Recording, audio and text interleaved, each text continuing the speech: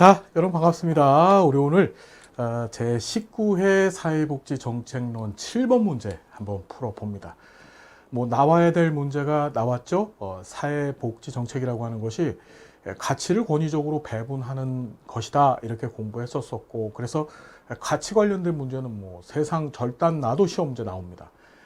보면 사회복지정책의 가치에 관한 설명 옳은 것하고 출제됐어요. 자, 가치, 평등하고 자유에 관한 문제가 등장했는데 우리 정리 한번 해봅시다. 평등의 종류가 뭐가 있었었죠, 여러분? 평등. 자, 평등의 종류 첫 번째, 수량적 평등, 다른 말로 결과의 평등이 있었었고, 자, 그리고 또 한 가지, 자, 비례적 평등. 우리가 이것을 형평이라고 얘기했었었죠. 마지막으로 기회 평등이 있었었다. 자, 자유는 뭐가 있었었나요, 여러분? 자유는 자, 소극적 자유와 그 다음에 적극적 자유 두 가지가 있었었죠. 소극적 자유, 간섭하지 말아야 될 자유, 간섭당하지 않을 자유라고 했고, 자, 적극적 자유는 이루어지는 자유, 내가 이루고 싶은 것을, 그래서 내 자유를 누리는 것을 국가가 적극적으로 개입해 주는 것이라고 말씀을 드렸죠. 자, 보면 이 소극적 자유는 부자들이 추구하는 것이고, 이 적극적 자유는 빈자들이 추구하는 것이다. 자, 평등도 위쪽으로 갈수록 빈자들한테 유리한 평등이고, 아래쪽으로 갈수록 어떻게 부자들한테 유리한 평등이다. 시험에 부자, 빈자 이렇게 대놓고 출제가 되어졌었습니다. 그것도 기억해 두세요. 그래서 보면 비례적 평등은 개인의 능력, 업적, 공헌. 자, 능력이나 업적이나 공헌. 우리 이걸 기여라고도 얘기하죠. 기여. 그렇죠? 그 다음에 능력. 그렇죠? 이런 것을 자 뭐라고 한다? 자원 배분의 기준이라고 했습니다. 기준이 성립되어진다. 그 기준을 세워놓고 그 기준에 따라서 사회적 자원을 어떻게 다르게 각자 다르게 너는 기여가 많으니까 더 많이 갖고 가. 너는 기여가 적으니까 조금만 갖고 가. 그것을 이제 비례적 평등이라고 하더라. 1번은 맞는 얘기죠. 그렇죠. 1번이 답이네요. 자, 적극적 자유는 타인의 간섭 혹은 의지로부터의 자유를 이야기한다. 그렇지 않습니다. 이건 소극적 자유에 관한 설명이죠. 간섭당하지 아니할 자유. 부자들은요, 나 돈 많아요. 돈 많기 때문에 이 돈 갖고 내가 하고 싶은 거 마음대로 하고 싶어요. 국가가 여기 대해서 간섭 안 해줬으면 좋겠어요. 그렇죠? 내가 이걸 갖고 뭐 부동산 투기를 하든지 이걸 갖고 해외여행을 가든지 그렇죠. 내가 전 세계 땅을 다 사든지 제주도를 통째로 사들이든지 국가가 간섭하지 말았으면 좋겠어. 부자들의 자유, 바로 소극적 자유에 관한 얘기입니다.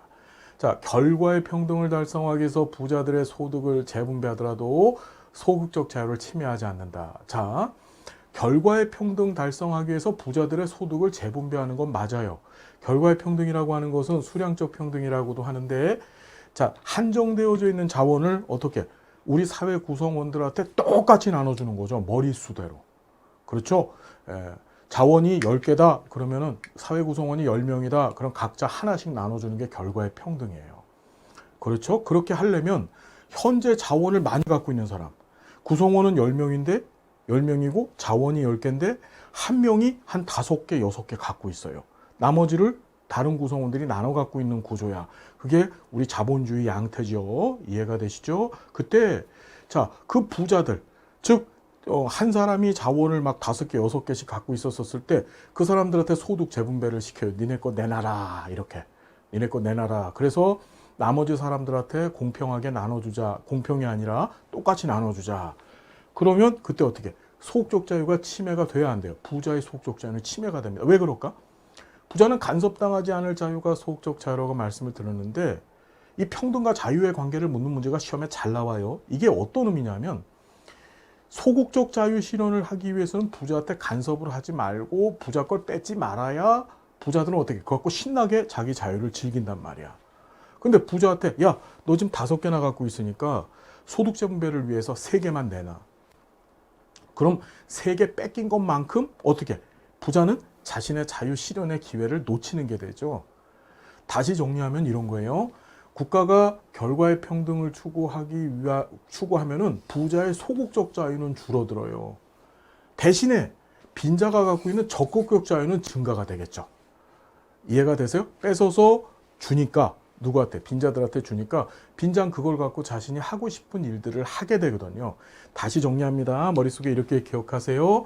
결과의 평등을 자꾸 정부가, 국가가 지향을 하면 부자의 소극적 자유는 감소, 침해되는 반면에 빈자의 적극적인 자유는 어떻게 증진되는 거예요. 그렇게 정의를 해 두십시다. 그러니까 침해하지 않는다가 아니라 침해된다가 맞고, 결과가 평등하다면 과정의 불평등은 상관없다는 것이 기회의 평등이다.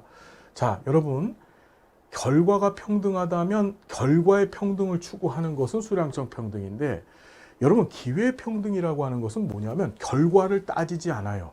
결과를. 즉, 네가 자원을 갖건 말건 많이 갖건 덜 갖건 상관없이 그 자원까지 가는데 뭐만 과정상의 기회만 평등하게 해주겠다는 거예요. 가정상의 기회만 평등하게 해줄 테니까 그 이후에 그 기회를 마친 다음에는 네가 알아서 할 일이야. 그 기회 평등의 대표적인 사회복지 정책이 교육 정책이라 그랬죠. 너 국가가 무상으로 의무교육 시켜줄게. 그래서 의무교육 마치고 나서 세상에 나가잖아. 그럼 네가 부자가 되든 빈자가 되든 거기에 대해서는 국가가 신경 쓰지 않을 거야. 그게 기회평등입니다. 기회평등 가장 대표적인 예가 교육정책이라고 말씀을 드렸었어요. 그래서 결과 평등하다면 과정의 불평등은 상관없다는 것이 기회평등. 아니다. 과정상의 평등을 강조하는 것이 기회평등이다. 자, 기회평등은 적극적인 평등 개념이다. 아니다. 위쪽으로 갈수록 수량적 평등, 비례적 평등, 기회평등이 있었을 때 위쪽으로 갈수록 적극적인 평등이고 아래쪽으로 갈수록 어떻게? 소극적인 평등이에요. 그러니까 기회평등은 가장 소극적 의미의 평등으로 볼 수 있는 것이 되겠죠. 무슨 말인지 여러분 이해가 되시지요? 됐나요? 자, 답은 몇 번이다? 1번만 맞게 되더라. 자, 가치 문제 꼭 시험에 나옵니다. 특히 자유와 평등을 서로 비교하는 문제가 자주 출제되고 있으니까 각각의 개념들 지금 설명드린 것 가지고 정리해 주시기 바랍니다. 감사드리고요. 다음 시간 또 행복한 모습으로 만나 뵙겠습니다. 고맙습니다.